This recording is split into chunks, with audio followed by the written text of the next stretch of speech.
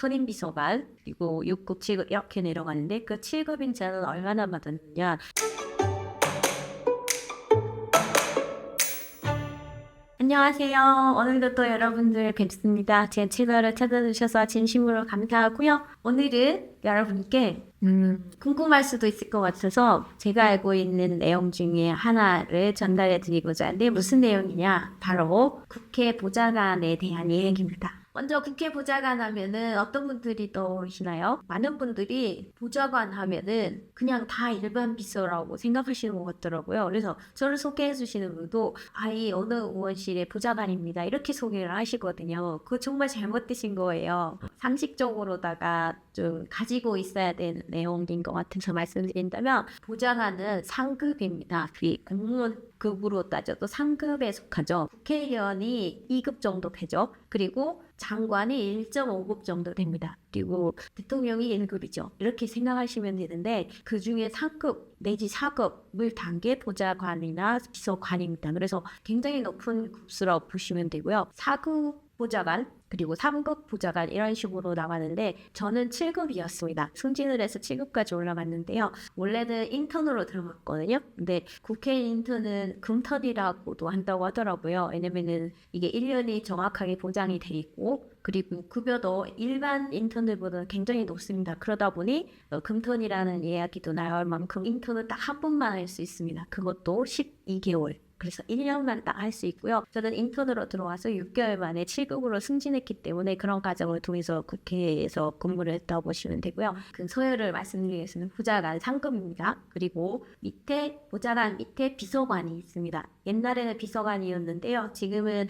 그 법이 발의가 되면서 비서가 없어지고요. 모두 비서관이라고 부릅니다. 그래서 비서관이라고 부르기 때문에 그 전에 보좌관 밑에 비서관은 선임 비서관, 그러니까 선임자를 붙여서 선임 비서관이라고 하고요. 그리고 7급 선임 비서관이 2명이 있고요. 보좌관이 있고 보좌관도 의원실에 따라 다른데요. 지역구를 관리하시는 분들은 보좌관 2명까지도 계십니다. 차석 보좌관 이렇게 해서 수석과 차석해서 2명의 보좌관이 있고요. 그리고 선임 비서관이 2명 있습니다. 그리고 나서 6급, 7급, 8급, 9급 그리고 인턴 이렇게 해서 9명의 부자진을 구성을 할 수 있습니다. 의원이 들어가면은 제가 오셨던 의원님 같은 경우는 그 장애를 가지고 계시거나 이런 경우에는 한 분을 더 들 수 있습니다. 그래서 저희 의원실에는 10명의 부자관이 있었다고 보시면 되고요. 그 급여는 이제 인터넷에 검색해서 나오시는데요. 제가 그냥 간단하게 설명을 드리자면 제일 높은 수석부사관님은 급여에 뭐 상여급 그리고 뭐 성과급 이런 것까지 다 합치면 1억이 거의 됩니다. 그래서 9천만 원이 넘어가는 경우가 많고요. 선임비서관 그리고 6급, 7급 이렇게 내려가는데 그 7급 인자는 얼마나 받았느냐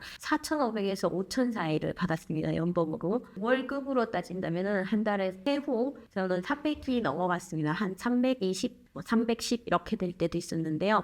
거기에 이제 성과급이라고 해서 나오죠. 그리고 상여금이 이제 2번에 나눠서 한 달치 월급이 나옵니다. 그리고 성과급은 월급보다도 조금 더 많을 때도 있고요. 이런 식으로 나오고 그리고 포인트, 복지 포인트라는 것도 있습니다. 복지 포인트도 꽤 큰데요. 저는 아이가 4명이었기 때문에 4명에 대한 포인트도 다 줍니다. 그리고 배우자가 있으면 배우자 포인트도 나오고요. 이런 식으로 해서 그 돈으로는 쓸 수 없지만 복지에 쓸 수 있는 것도 많고요. 그리고 뭐 수련원이라든지 이런 거 국회가 가지고 있습니다. 그리고 뭐 리조트나 이런 거 협약도해서 놀러 갈 수 있는 복지 혜택도 있고요. 인턴인 경우에는 급여에 대해서 그 계약을 합니다. 1년 동안 급여가 딱 정해져 있거든요. 뭐 성과급 이런 거 없이. 그리고 상여금은 나왔습니다. 인턴이어도. 근데 그렇게 해서 상여금은 이게 정해진 게 아니고요. 의원실에서 재량껏 줄 수 있는 거죠. 인턴에게. 저는 첫 달 월급이 160만 원, 170만 원 이 정도 됐던 것 같습니다. 세후. 그 급여 체계는 그렇습니다. 그리고 나서 이제 책임 소재인데요. 급여를 많이 받으니까 많이 받는 분이 책임을 많이 지게. 의원이 문제가 있고 형사 입건되는 사건이 있다.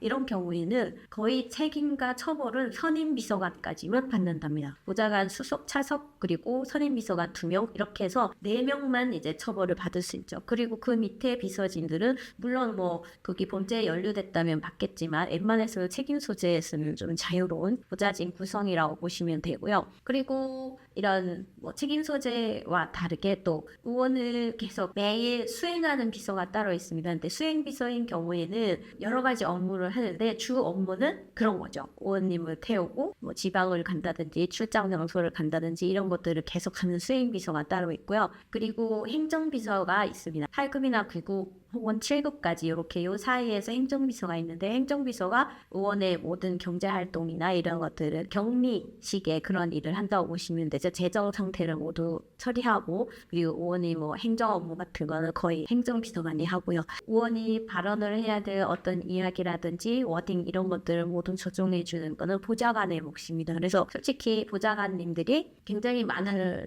이렇게 노하우나 지식을 보유하고 있다고 보시면 되고요. 가만히 살펴보시면 여러분들 보좌관 출신 의원들 되게 많습니다. 자기 지역구가 있잖아요. 그러면 그 보좌관님들이 다니시다가 그 지역구에 이제 추천을 해주는 경우와 비례를 받는 경우가 있죠. 이렇게 해서 의원으로 들어오는 경우가 있어서 보좌관 출신이신 분들은 거의 의원의 역할을 했었기 때문에 그런 업무에 있어서는 의원님들보다는 좀 더 많은 지식을 보유하고 있을 수도 있어서 그런 루트를 통해서 의원이 되시는 분들도 있습니다. 근데 단점이 있습니다. 그 보좌관이나 비서관들.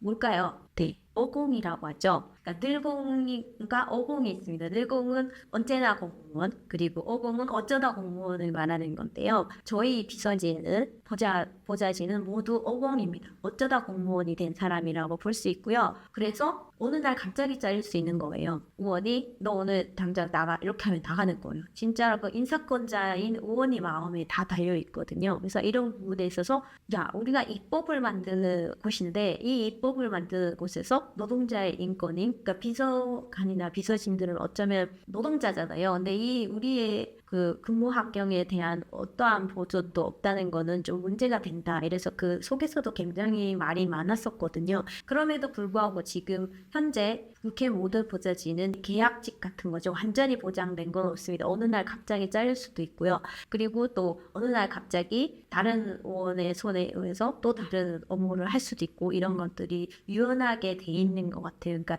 이게 딱 정년이 보장되어 있고 급여가 책정되어 있으면 유연할 수가 없잖아요. 근데 의원들 같은 경우에는 국정감사 시즌 있잖아요. 여기에서 성과를 못 내면 바로 다 잘립니다. 그 비서진들이 할 짤 없죠. 그냥 딱 자르고 다시 그 국정감사나 아니면은 법을 발의하는 데 능력이 있는 사람이 있다. 그러면은 그런 사람들은 그 바닥에서 인정만 받으면 어느 의원실에라도 갈 수 있어요. 뭐 정당을 떠나서 그 능력에 따른 본인의 책임감까지 있다. 그러면은 국회의원도 갈 수 있는 그런 것도 있기 때문에 밑에 비서진들 있잖아요. 6급에서부터 뭐 그 인턴까지 이런 분들은 또 구의원, 시의원 뭐 이런 출마도 하시는 분들 계십니다. 그래서 정치의 루트가 저는 그냥 정당에 들어가서 정당 당원이 돼서 거기에서 이제 대의원이 되고 그다음에 당의 대표가 되고 국회의원도 될 수 있고 비대도 될 수 있고 그 다음에 그 잘 하게 되면은 뭐 대통령도 될 수 있다 이렇게 생각했거든요. 정당 활동을 통해서 이런 루트가 하나라고 생각을 했는데 국회에 들어가 보니까 굉장히 여러 루트가 있는 겁니다. 그래서 뭐 지금 말씀하시는 것처럼 보좌관 출신이셨는데 의원이 되시는 경우도 있고요.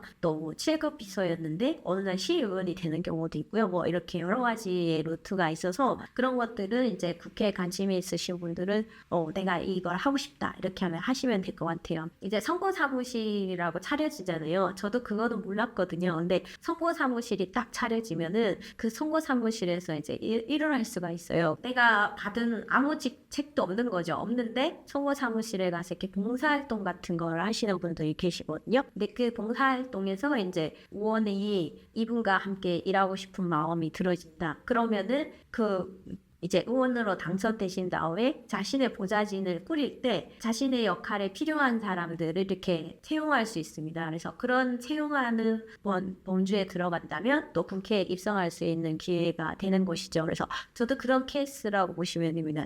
국회에서는 의원을 영감이라고 부르거든요. 그래서 우리 영감이 만약에 사회활동을 하던 중에 이렇게 같이 했던 사람들 중에 국회로 함께 와서 활동하고 싶은 사람이 있잖아요. 그런 경우에 같이 입성하는데 저도 그런 경로를 통해서 들어왔던 사람이고요. 그래서 그렇게 일을 했습니다. 국회 보좌관 월급에 대해서 말씀드렸는데 생각보다 많이 받으신다고 생각하시나요? 그런데 제가 본 바로는 밤잠 자지 못하고 막 정말 열심히 일들을 하시거든요. 그래서 국회의원이 우리가 볼 때는 놀고 먹는 사람 같잖아요. 그리고 저 사람은 정말 저 얘기를 하는 거 무슨 생각을 가지고 할까? 나라도 저런 얘기는 안 하겠는데 이런 것들을 보면서 정말 한심하다고 느끼셨을 수도 있겠지만서도 저는 그 옆에서 보면서 그 모든 것들이 치열하게 그 300명 속에서 살아남기 위해서 애쓰는 그런 모습들도 많이 봐서 국회의원들을 꼭 미워만 하지 마시고 그들이 일을 할 수 있도록 우리가 책찍질을 할 수 있는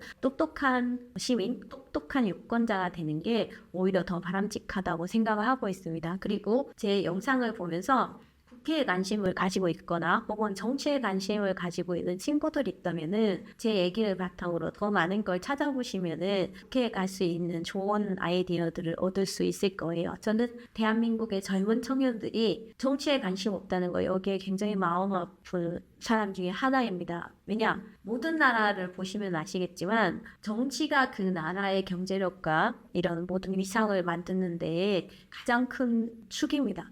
예를 든다면 베네수엘라를 들 수 있는데요. 베네수엘라는 가장 석유가 많이 나오는 신의 축복을 받은 땅이었습니다. 그런데 정치를 잘못하는 사람들 때문에 포퓰리즘을 했거든요. 그래서 지금은 거의 망한 나라가 됐잖아요. 그런 반면에 우리나라는 석유 한 방울 안 나오지만 50년도 전쟁을 이겨내고도 지금 세계의 위상 위에 우뚝 솟아 있는 것은 내부에서는 갈등과 그런 것들이 많이 일어나고 있지만 그게 바로 올바른 정치로 가는 길이 되었고 지금의 대한민국이 있기 때문에 앞으로의 대한민국을 위해서라도 여러분들이 정치에 관심을 많이 가지셔야 되고 또 보좌관이 된다면 이렇게 많이 일하니까 저도 보좌관이 하고 싶습니다. 7급 비서관에서 멈췄었거든요. 근데 보좌관님들은 참 멋있으신 것 같아요. 그리고 그분들이 모든 대한민국의 법을 만드는데 한 축을 담당하고 있다는 거는 잊지 마시고 국회의원들도 많이 미워하지 마시고 그들이 하는 일을 적극 서포트 해주시고 그리고 나쁜 일 하는 의원들은 감시를 하면서 우리가